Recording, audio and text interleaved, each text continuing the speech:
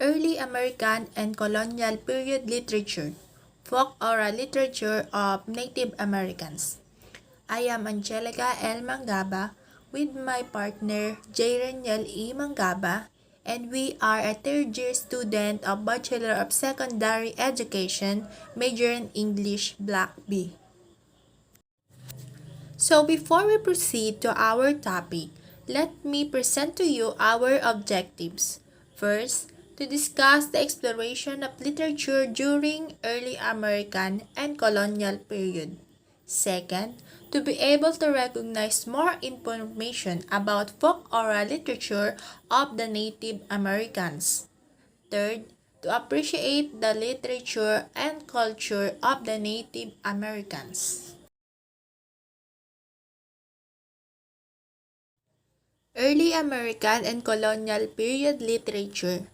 American literature begins with the orally transmitted myths, legends, tales, and lyrics of Indian cultures.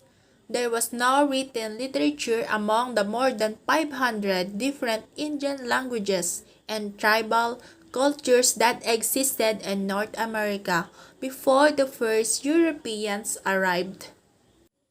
The literature of exploration.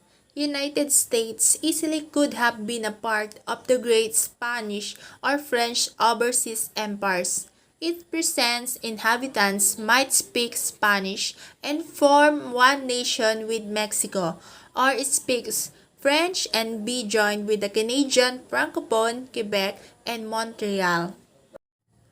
The earliest explorers of America were not English, Spanish, or French. The first European record of exploration in America is in a Scandinavian language. The Old Norse Vinland saga recounts how the adventurous Leif Erikson and a band of wandering Norsemen settled briefly somewhere on the northeast coast of America. The initial attempts at colonization were disasters. The first colony was set up in 1585 at Roanoke off the coast of North Carolina. All its colonies disappeared. The second colony was more permanent, Jamestown, established in 1607. It endured starvation, brutality, and misrule. Literature of Native Americans. Native American literature, also called Indian literature or American Indian literature, the traditional oral and written literatures of the indigenous peoples of the Americas.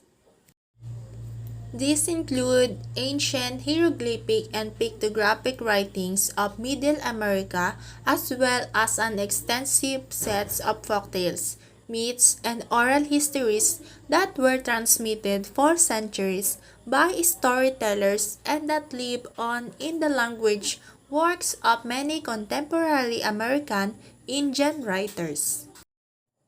The oral traditions of Native Americans, Native Alaskans, and First Nations in Canada provide a wealth of insights about the history of literature on the North American continent. Regrettably, however, these traditions are often overlooked by scholars and students of American literature.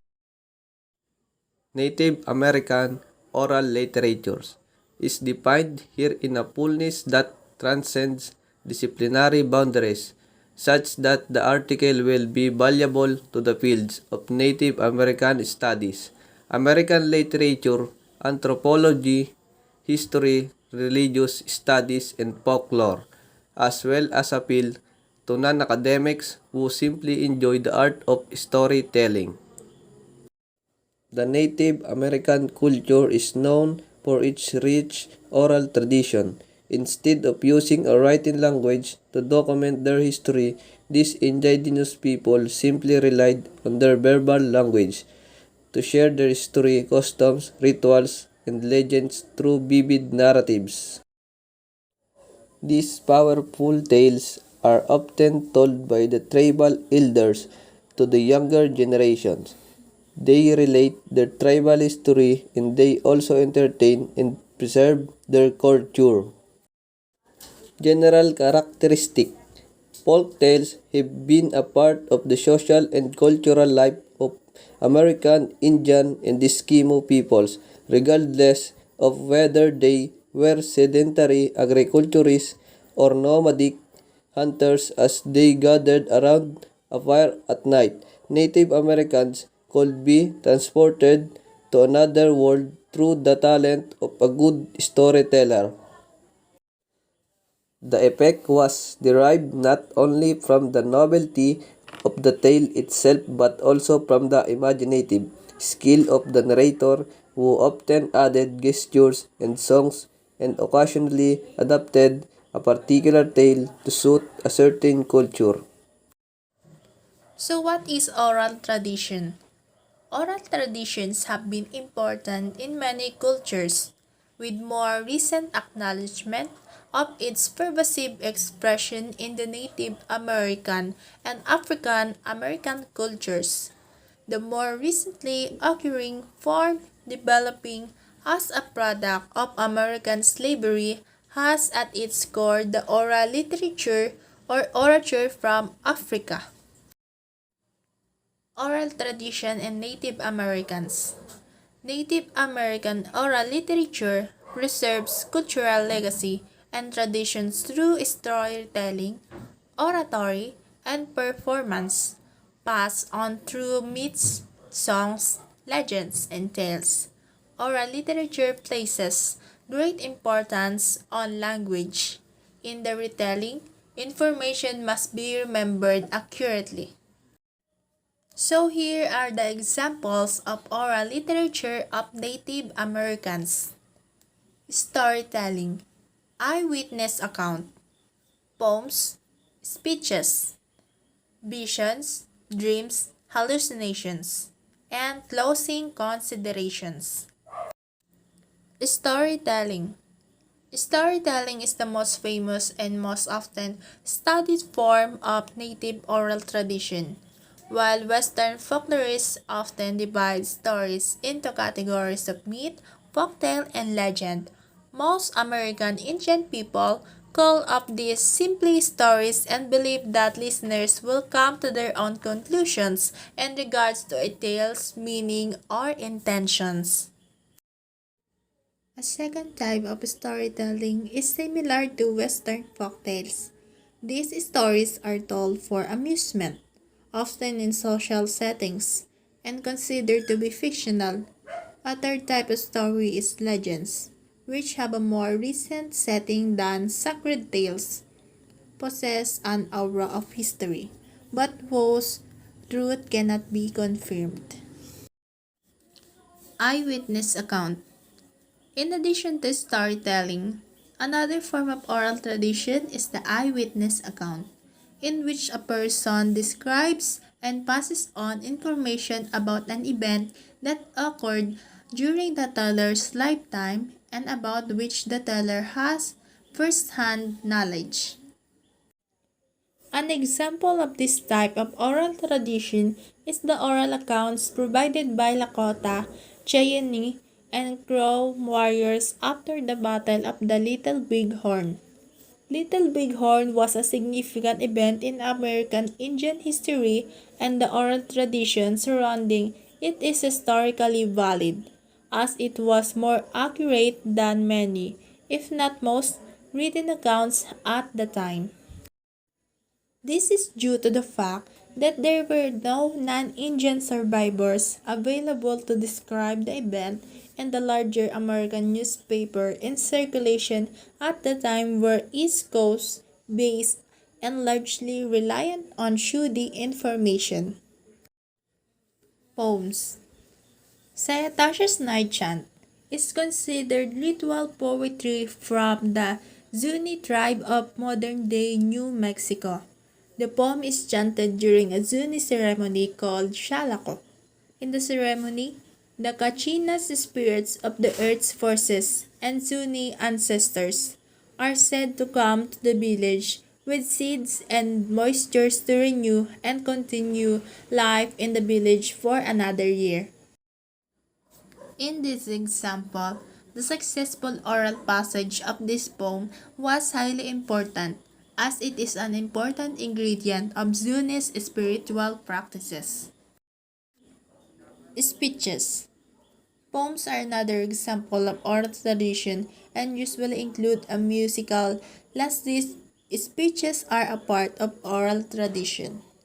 One of the most famous oratories ever given is by Chief Joseph of the Nez Perce and his surrender speech.